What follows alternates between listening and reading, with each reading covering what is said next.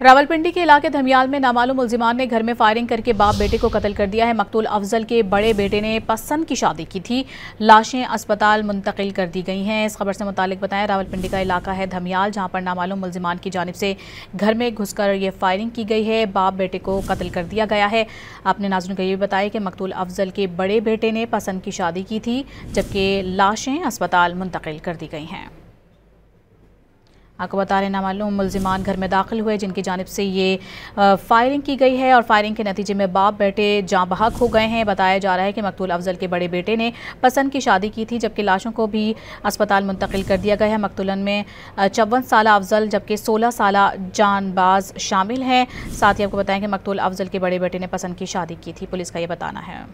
आपको बता रहे नामालूम मुलजिमान घर में दाखिल हुए, जिनकी जानिब से ये फायरिंग की गई है और फायरिंग के नतीजे में बाप बेटे जाँ बहक हो गए हैं। बताया जा रहा है कि मकतूल अफजल के बड़े बेटे ने पसंद की शादी की थी, जबकि लाशों को भी अस्पताल मुंतकिल कर दिया गया है। मकतूलन में 54 साला अफजल जबकि 16 साला जानबाज शामिल हैं। साथ ही आपको बताएं कि मकतूल अफजल के बड़े बेटे ने पसंद की शादी की थी, पुलिस का ये बताना है।